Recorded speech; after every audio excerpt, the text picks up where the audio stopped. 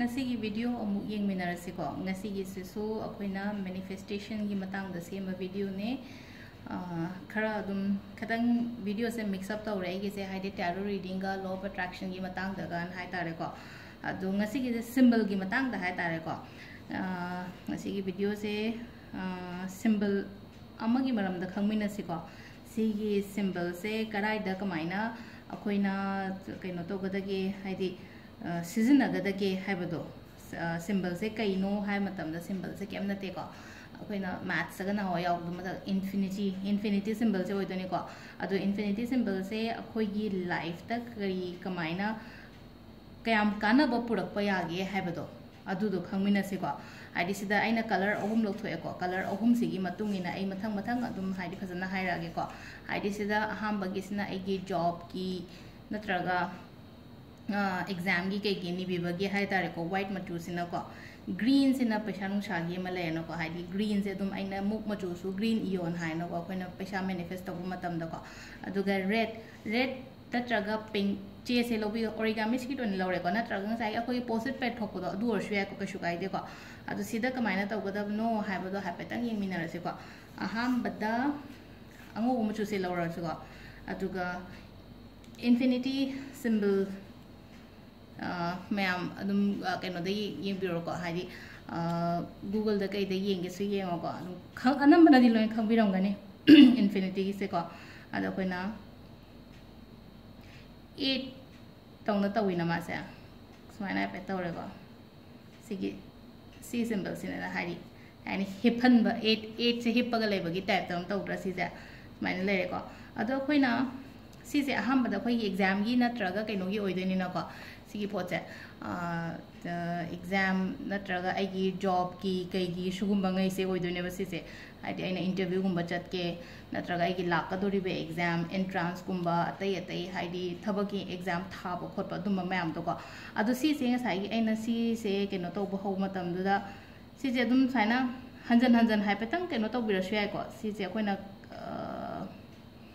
हंजन सुमाइना हाइदी मथक दुम थाइना दुम हाइदी सिगी केनो सर्कल से तौरी मनुंग सिदा अखोइना खनबीबे याइ को आइगी एग्जाम से माइ पाकपा ओशन को हाइना दुमाइना हाइ तारा को सुम निंगबीबा हाइ तारे ngaतंग सिसे दुम अखोइना सिगी केनो से तौरगा को सुमाइना दुम केनो त चिंगबीरगा हाइ तारे चिंगबीरगा अखोइना नीबदो हाइदी नीबा अफर्मेशन हाइ तारे को अफर्मेशन हाइ हाइरगदि कइनो हाइ मतमदा आई एग्जाम से माइ पाए को आई जॉइन तौदोरे को नत्रगा हाइदी अतै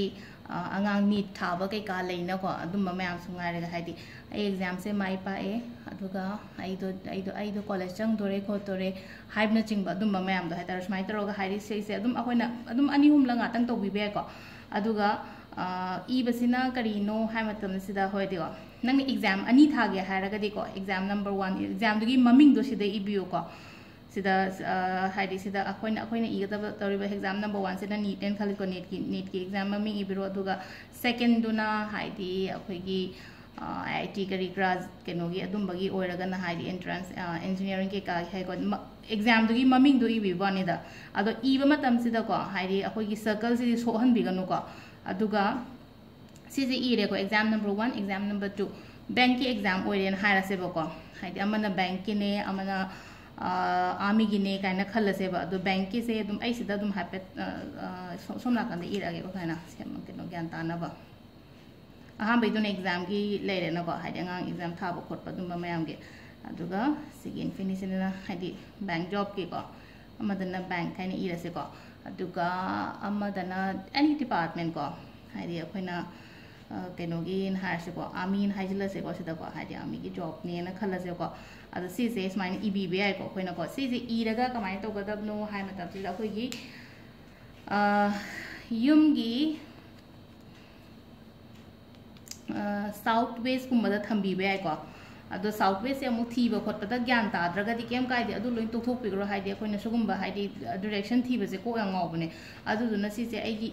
स्टडी टेबल दुदा हाइ तारे को आइगी स्टडी टेबल दुदा अदुम थंबीगेरा नत्रगा हाइदी सिजे आइना साइ पोस्ट पोट पैटर्न लेयो हाइना को हाइदी अदुदि मसागी गम याउजबनिना हाइदी आइना आइगी लाइक तौबम टेबल दुगी मथक स्माइना दुम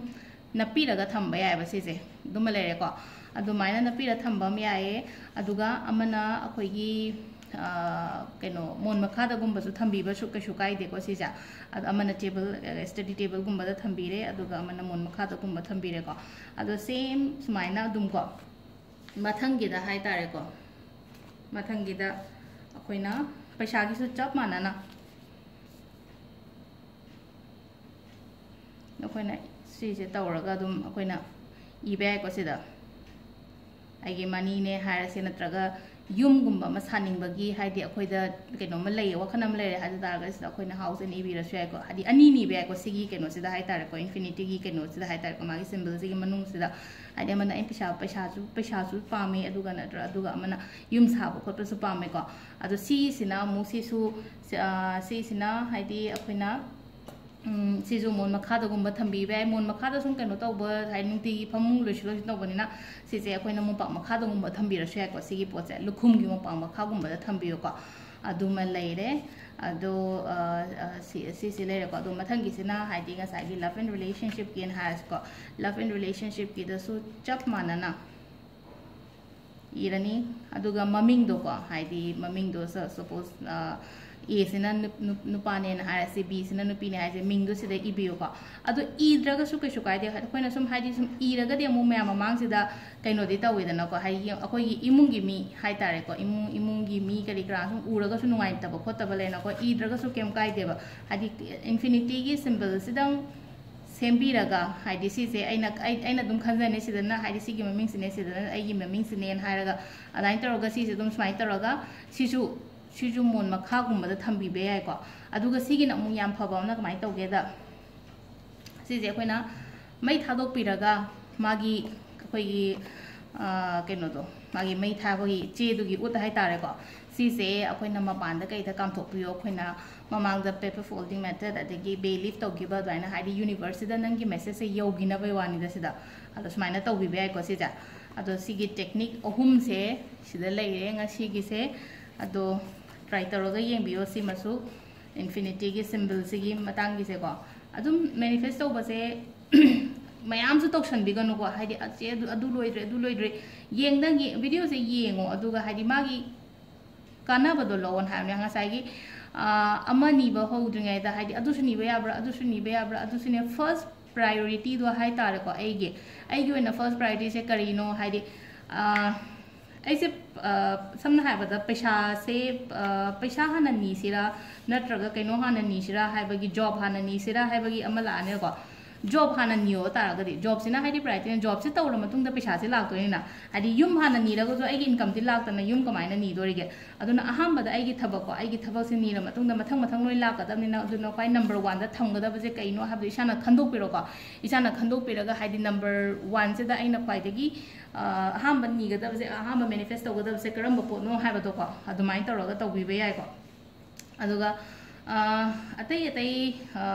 टेक्निक मचा आइना कइनोदगा नंबर्स कुंबा हापदो करिगे मनी मैग्नेट की कई अदुदी कशु कायदे अदुदी इदंग इरगा अदुम थंबियो अदुम अखोइना लेफ्ट बॉडी साइड है तारे को लेफ्ट बॉडी साइड नत्रगा लेफ्ट हैंड गुंबदा हाइदि पामददी इबिगनो को पामददी इगनो दो कइनो अखोइगी खुदांग गुंबदा इयो को हाइदि पामदा इबसे हाइदि नेगेटिविटी अमुक हेन लाएन हाइगो दो हाइदि पाम से इबे मोता हाइदि अखोइगी खुदांग गुंबा से दोन इबिबा हाइदा खितंग चखलगा हाइदि अखोइना क्वार्टर गुंबा लेटपा नत्रगा फुल स्लीप गुंबा लेटलागा दि साइसिदा इबिबे को अदो ngasi gi infinity gi symbol gi manifestation se sida leire ko ado akoina iri ngai matam adagi ngasai gi sije akoina infinity gi symbol se calling ngai matam du akoina khanbi gadam ni ko haidi pot se haidi akoina phange